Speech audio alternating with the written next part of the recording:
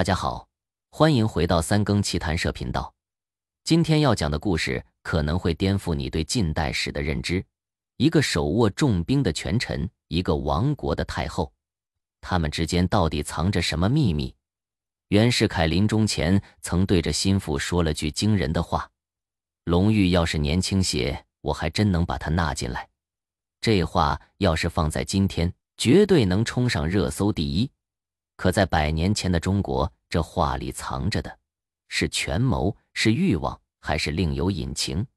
我们先把时钟拨回1912年紫禁城的红墙内。3岁的溥仪还不懂什么叫亡国，可45岁的隆裕太后已经哭得像个泪人。她面前跪着个粗胖的老头，正是袁世凯。这老头一边哭一边磕头，嘴里念叨着共和的好处，可眼底的金光却瞒不过任何人。隆裕太后擦着眼泪问：袁总理，你说要共和可以，可祖宗的江山怎么办？袁世凯猛地抬起头，脸上还挂着泪珠，声音却带着不容置疑的力量：太后放心，臣自有办法保全皇室。可谁也没想到，这保全2字背后竟藏着如此荒唐的心思。要解开这个谜团，咱们得先说说袁世凯这个人。这哥们儿的人生简直就是部逆袭爽文。年轻时在朝鲜打跑过日军，回来后又搞起了新军，按理说也算个枭雄。可他有个致命的爱好，好色，而且是出了名的不挑食。他的后院里有豆腐坊老板的女儿，有花街柳巷的风尘女子，甚至还有自己奶妈的女儿。最离谱的是，连六姨太的亲侄女都没放过。到了后来，袁世凯府上的姨太太多到什么程度？据说他自己都认不全。有次喝醉了酒，差点把儿子的姨太当成自己的，闹出大笑话。可就是这样一个人，为什么会盯上隆裕太后？要知道，隆裕当年可是出了名的不受宠。光绪皇帝宁愿对着珍妃的照片发呆，也不愿踏足她的寝宫半步。慈禧太后虽然是他亲姑姑，却也常说他木头疙瘩不开窍。论姿色，他在后宫里排不上号；论手段，连个太监都管不住。可袁世凯偏偏就看上了他。这背后的第一个原因，说出来你可能不信，竟是因为隆裕太后的学问。没错，这个看似木讷的太后，其实是个隐藏的学霸。清宫女官德龄郡主在回忆录里写过，有次庆亲王的女儿问他：英国也有国王吗？我以为太后是全世界的女皇呢。这话刚说完，旁边的隆裕就接了话：你们怎么这么无知？每个国家都有统治者，像美国就是共和政体。他还说，真希望有满洲贵族能去美国，让人家知道中国人的真实样子。要知道，那可是1900年代，连男人都没几个见过世界。一个深宫太后，竟然能说出这样的话，难怪袁世凯会另眼相看。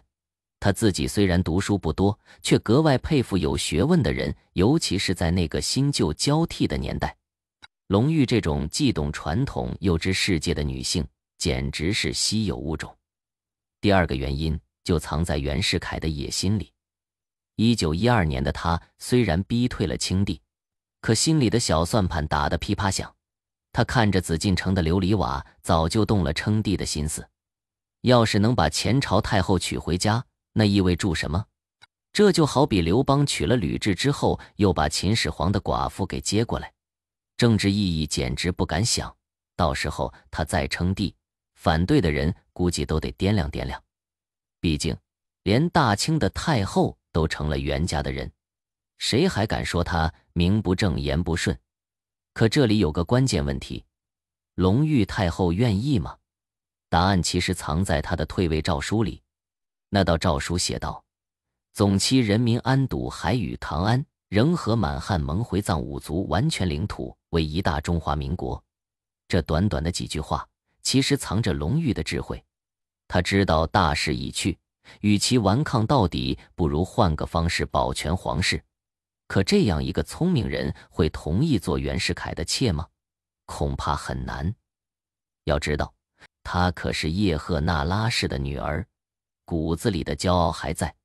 再说了，当时的她已经45岁，见惯了宫廷的尔虞我诈，怎么可能看不出袁世凯的把戏？更何况袁世凯说这话的时候，隆裕刚刚签下退位诏书，满心都是亡国之痛，哪有心思考虑这些男女之事？所以后来有人猜测，袁世凯说这话，或许只是酒后胡言，又或者是故意放出来试探舆论的。毕竟他一生都在权力的刀尖上跳舞，任何一步都不会轻易迈出。可不管怎么说，这段插曲还是成了近代史的一桩奇闻。更让人唏嘘的是，说完这话没多久，隆裕太后就一病不起。1913年2月22日，她在太极殿走完了一生，年仅46岁。据说她临死前还紧紧攥着逊位诏书的副本，嘴里反复念叨着悔不该，悔不该。至于后悔什么，没人知道，是后悔签了退位诏书，还是后悔没早点看清袁世凯的真面目，这就成了永远的谜。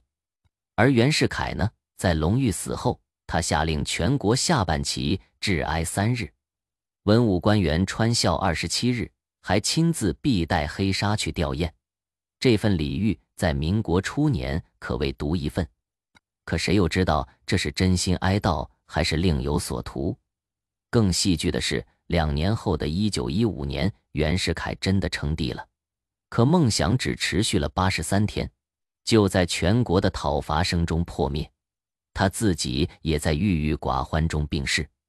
临死前，他让人把自己的灵柩从中南海抬到了故宫太和殿，好像这样就能弥补什么。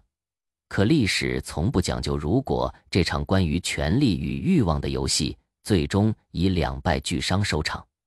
讲到这里，或许你会问，袁世凯到底为什么要纳隆裕为妾？是真爱吗？恐怕不是。在那个乱世里，权力才是所有人的最终追求。隆裕太后的身份就像是一张通往更高权力的门票，袁世凯想拿来用，可最终他连门都没摸到。而隆裕呢，他用自己的方式给了大清最后一点尊严，也给了民国一个崭新的开始。至赵那些风流韵事，或许只是历史的烟云，一吹就散了。好了，今天的故事就到这里。你觉得袁世凯说那句话的时候，心里到底在想什么？欢迎在评论区留言讨论。别忘了订阅3更奇谈社，我们下期再见。